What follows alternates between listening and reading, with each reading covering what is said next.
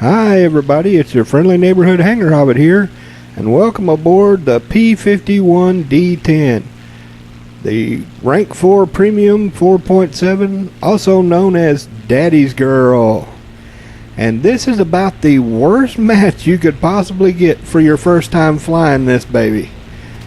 If anybody can take a good look at this map, I bet you already know what map it is, isn't it? That's right. Preparation for Hokkaido, also known as Guam. And what's the problem with this map? The match has been going less than 6 minutes and my whole team's dead. Yep, cause every single stinking one of them, except for that one little F6F you see right there, strapped on bombs and rockets and went to graze like a bunch of big fat moo cows. Now you see that nice little swarm of Spitfires right there? What do you think they were doing? They were feasting on the moo cows, bopping them on the head, turn them into hamburgers.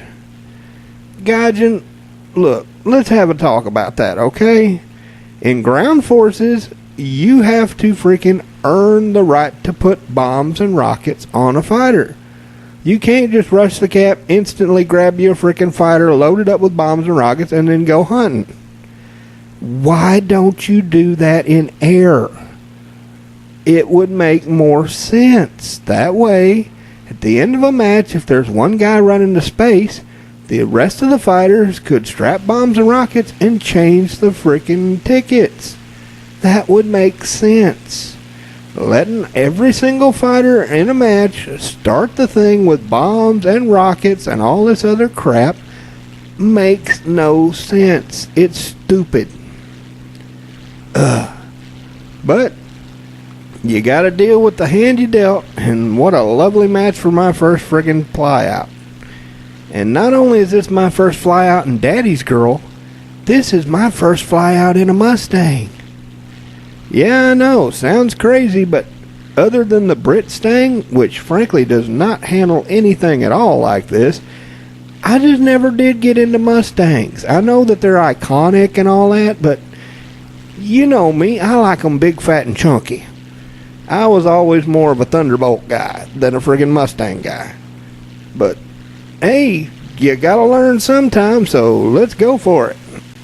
And you're gonna see why sometimes it just doesn't even bother when it comes to friggin' trying to save your team. Here I am trying to save the last guy, who of course has bombs and rockets strapped to his thing. I'm hoping maybe if I can get the Spitfire off of his behind, he will grow a brain, go back to base, get rid of the crap, and actually do something besides graze like a big fat giant moo cow. Now, what are the odds do you think that he's actually going to do anything intelligent from this point on? Yeah, you're about to see. Yeah, he's not going to win any freaking awards here on being a brain trust here. Yeah, not going to be a super genius. See, I just got the Spitfire off his behind. He has got a clear shot to the runway. He even says he's going to reload. Guess what he does? That's right, with a whole thing of bombs and rockets strapped on, he's trying to force a head-on with the Spitfire. A plane that's more maneuverable, more agile, and isn't strapped down with a bunch of crap, so it's as slow as the freaking Hindenburg. So here I go, trying again to get it off his butt, hoping, praying that Doofus here will grow a friggin' brain and quit trying to do stupid crap. I mean, good Lord, if you're using it as a ground pounder, don't go rushing looking for freaking fights with fighters. Jesus, and guess what? Get it off his behind. What does he do? Turn right back around, head straight at it, and yep, there he went. He managed to cripple the friggin' Spitfire and take it down with him, but yeah, you did a whole bunch there. You killed a whole 3 ground targets and then suicided running with 1 friggin' Spitfire. Good job. Little golf clap for you there, buddy. Ugh. Sometimes I wish there was just a way to reach through the screen and just slap somebody, you know it? Well, as I do what I can against overwhelming odds, let me tell you a little bit about this bird. The Daddy's Girl is named for Ray Wetmore, who always named his planes Daddy's Girl. But here's the part I didn't know. There was actually 4 different Daddy's Girls. He flew first a P-47-D, then a P-51-B, and then 2 different P-51-Ds, and every single one of them he painted and named Daddy's Girl. So why they chose this particular one? Yeah, your guess is as good as mine. But I can see why they gave him a freaking plane of his own in the game, because good lord, quadruple ace. And anybody knows anything about American pilots in World War II know that was rare. The Germans and the Russians would just fight until they finally got slaughtered, so they could rack up huge numbers, but the Americans usually got sent back. So that shows you how freaking fast and how good this guy was. I mean, he started in March 43 flying with the 370th Fighter Squadron, and by March 44 he'd already racked up his first 5 kills in a Thunderbolt. Then they retrained him on the Mustang. He shot down 2 109s, flying, of course, Daddy's Girl. He then, there were several planes he had with this title during the 359th Fighter Group he got switched to. And by the end of 44, he was already up to 8.25 kills. And by the end of the year, the guy had shot down 15 enemy aircraft. So this guy was seriously racking them up. But here's something I did not know till I first flew this thing. This thing really wants to do a barrel roll for some reason. I was not prepared for this. As you can see how it keeps wanting to pull to one side or the other like a loop-de-loop? I was expecting this thing to handle basically like a baby Thunderbolt. You know, like the P-43 does. But no, I guess because this body's so light and it's got so much torque, it really wants to pull that nose once you build up some speed, especially when you pull up in the vertical.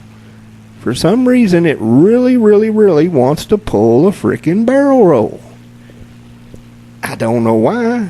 Like I said, I guess it's torque. But that was something that was taking me a bit to get used to in this thing. Now, as I try to get a little distance, let me tell you a little bit more about Wetmore. He got his final victory on March 15th, 1945 near Wittenberg, where he actually managed to chase down an Me-163 rocket fighter. He said when he was chasing down the Me-163, his airspeed indicator showed 600 miles per hour in his P-51-D. So in total, he ended up with 142 combat flights throughout World War II with a final score of 21.25 destroyed, 1 damaged in aerial combat, and 2.33 ground victories. He is the highest scorer in the 359th Fighter Group and the 8th best all-American flying ace in the entire European theater. And on VE Day, when it finally ended, he was 21 years old and a major, which was freaking amazing. Just freaking amazing.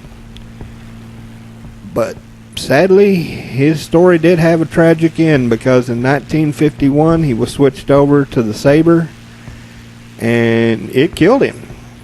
The F-86 killed him. He tried to friggin' bring one down.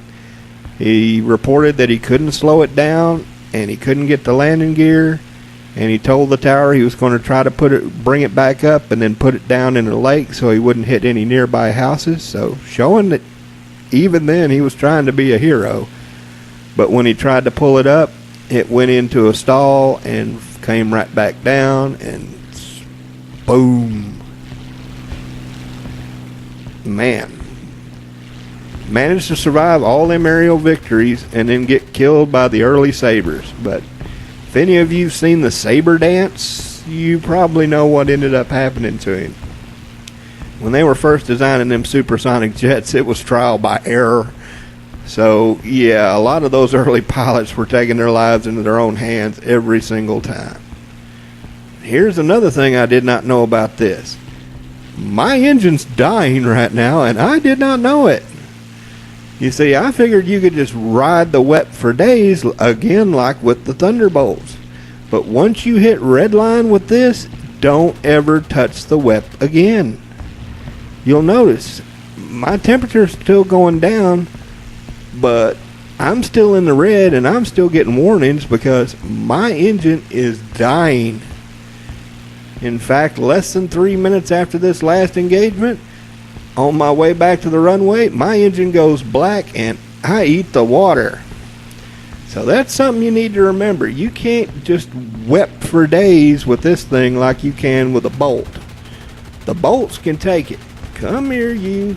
I'm not going to let you get away. Give that up. Yeah, the Bolts can take it, but see how I'm already flashing? Within about 20 seconds, my engine turns red, and then it goes black. So, let's go ahead and switch on over to that next match, shall we? And now you see what so many players here are so scared of, they practically wet themselves. The dreaded bolts. In this case, it's 2 stalling bolts. Guys, there's nothing to be scared of with a bolt. All you got to do is know its limitations. Bolts are really good at head-ons. They're really good at going in a straight line. And they're good at dives. But they can't turn for squat. So don't be afraid to deal with a bolt. They're not that dang difficult. See, here I am. Got me a nice little bolt.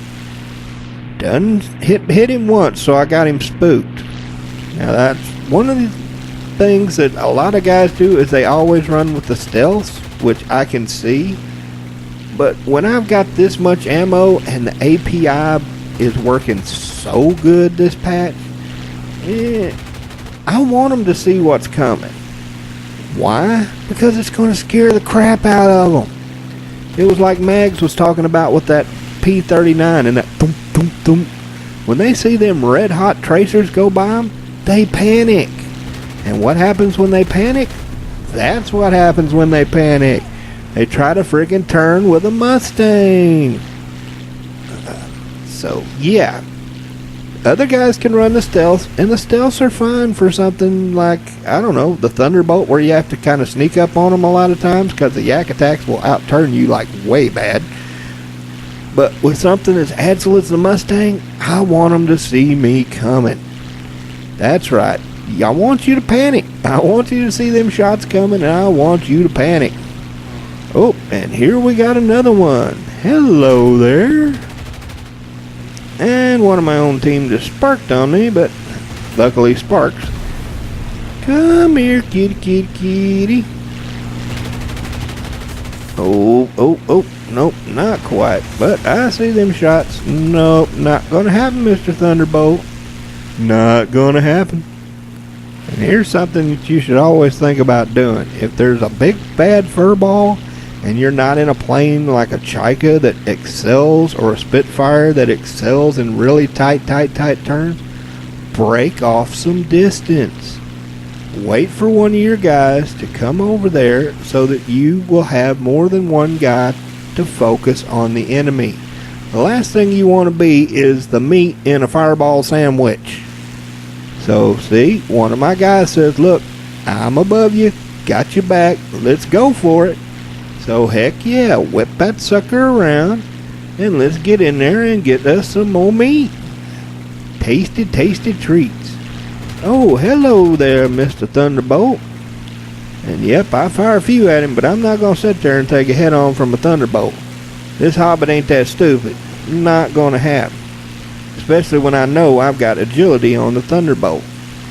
Oh, and he's going after my buddy. See, this is why it's important to have more than one guy when you have a furball. Because look at this. This is just such a perfect bait. He goes after my buddy. Doesn't even see it coming till it's too late. Goodbye, Wing. Thank you. I appreciate. But don't say this hobbit don't learn from his mistakes. Because now that I see that engine's getting close to roasty toasty again, I'm letting my team know my butt's going to go back, get repaired, rearmed, reloaded, and get that temperature reset. Because I know I'm going to need all that WEP, all the WEP I can get, because we're dealing with yak attacks and lalas. And them things, they can helicopter like you wouldn't believe. So you're going to need that altitude and that speed when you need it. And I'm not going about to do the same mistake I did on Guam and let this thing go cookie and end up with a dead engine right in the middle of the freaking field. Not going to happen. But here's something that you need to also watch out for. We got a guy camping our runway. So am I going to take off and be an easy target? Nope. I'm letting my team know exactly where he is and letting them know I need at least a little bit of fighter cover so I can get this bird off the ground and build up a little bit of speed so I can engage this sucker. And lucky for me, there's a P-38 and a P-51 still in the area. They wanting me to show them exactly where he's at, and I'm more than happy to do so, because that's what you need if you've got somebody camping the runway and you've got other players. Don't be a fool. Do not take off and let him be an easy target. What you want to do is let your team know where the target is, what's going on, and let them take the focus off of you long enough for you to build a little bit of speed, a little bit of altitude, so you can re-engage in the fight.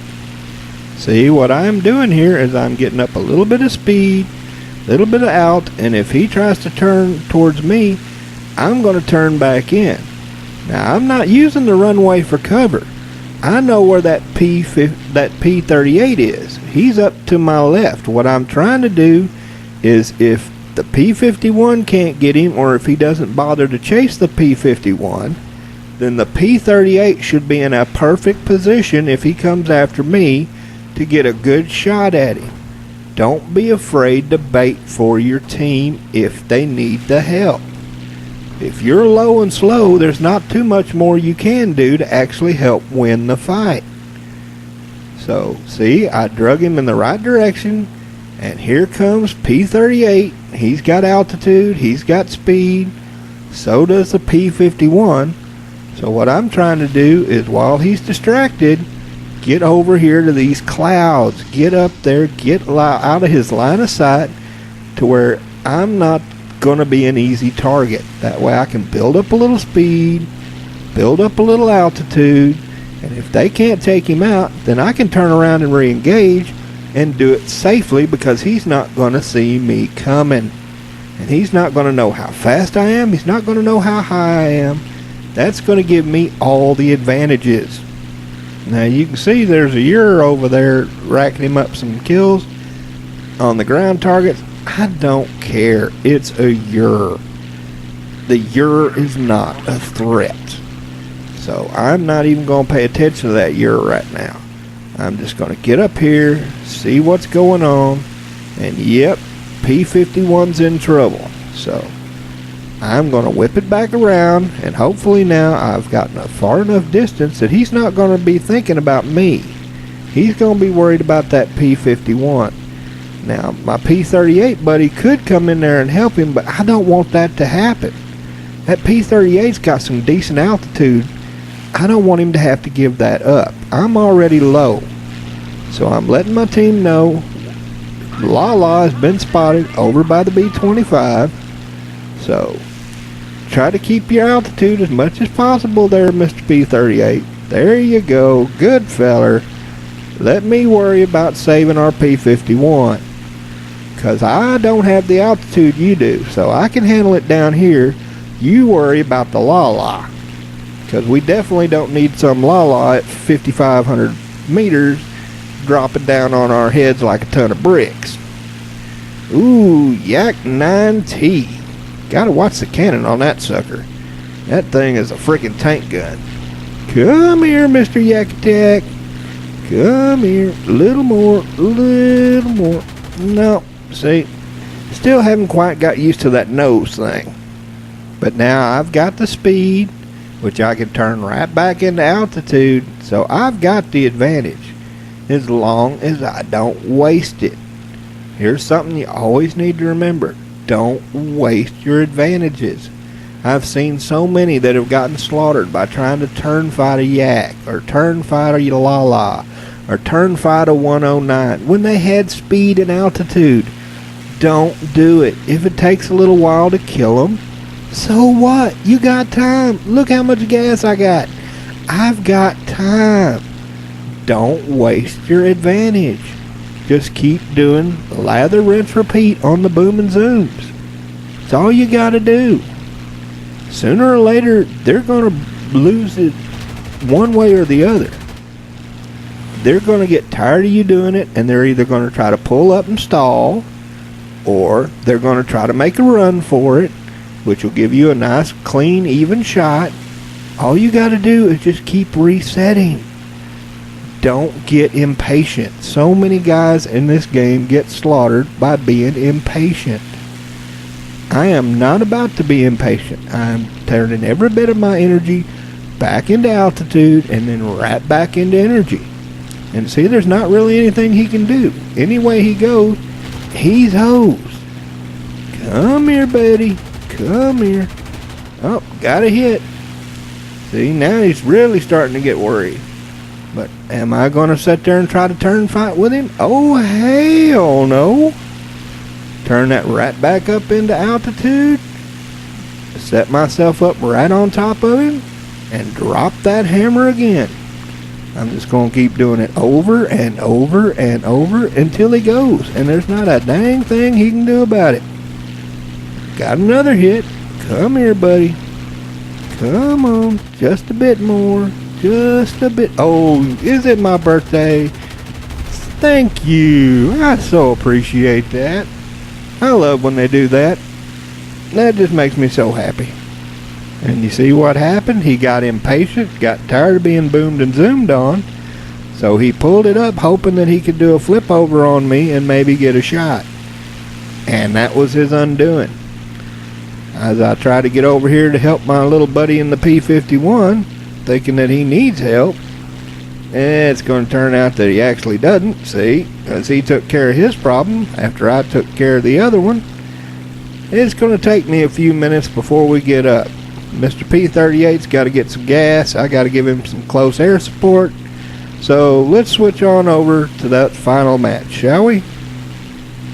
Now this is one of the longest videos ever put out, so if you guys don't like them this long, let me know and I'll try to shorten them up some. But I thought this was kind of interesting and was worth keeping in the video. Now see, we got the Lala who's trying to bait me down. And I think about it for about, second and a half, and then I start to realize what he's trying to pull. I'm like, wait a minute, what is he? No, he's trying to get me down there in a turn fight. And we outnumber them 3-1. So I'm sitting there going, no. Not going to give you all the advantage. Remember what I said, don't give up your advantage.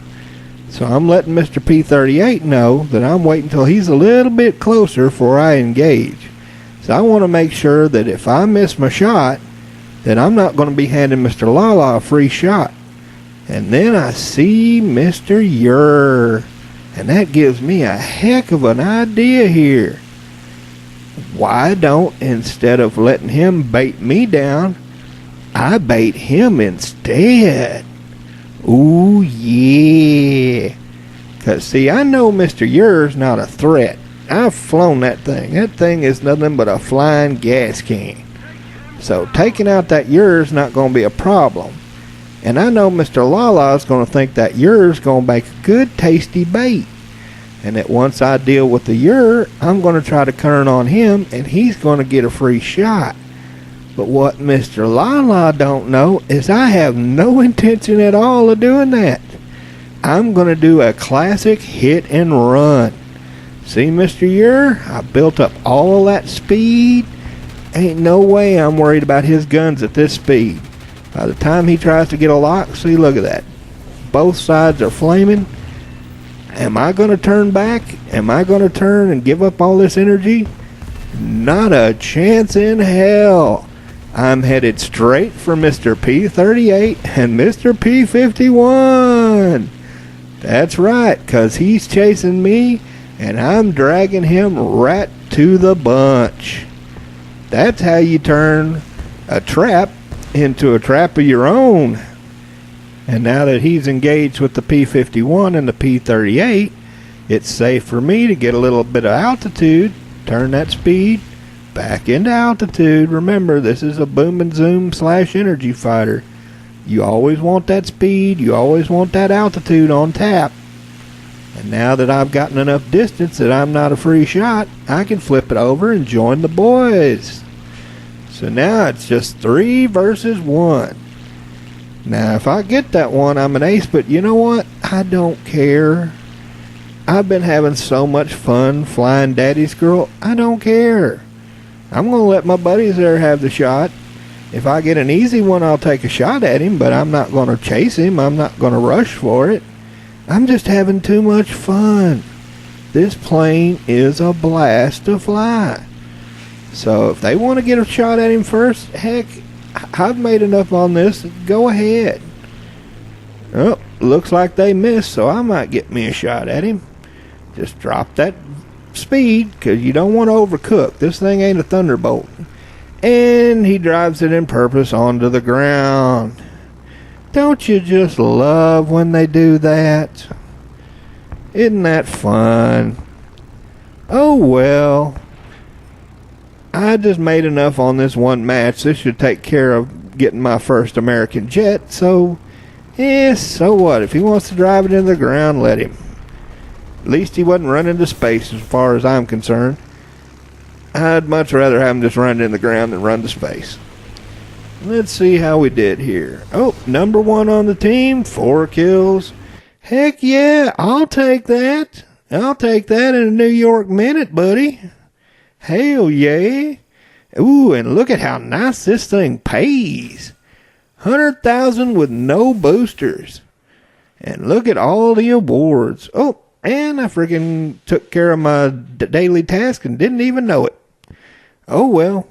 Gotta love that. Boy, look at all this. Rescuer, Terror of the Sky. Oh yeah, give me all that extra money. Oh, and there's my first American jet. Heck yeah, I'll take that. Thank you very much. I appreciate. Might as well use the last of it on the next one in the line since we got this 30% off thing. Heck yeah, grab me some more jets. Heck yeah. Gotta love getting free stuff, free stuff. So what do I think of this bird? Oh man, this thing is fun. It's got its quirks, but man, can she dance. This baby can do pirouettes in the sky. She is a little ballet dancer. If you don't have her, grab her. She's so much fun. She is just a great little dancer. Well, be sure to like and share, and I hope to see you up there in the clouds. Have a good one, y'all.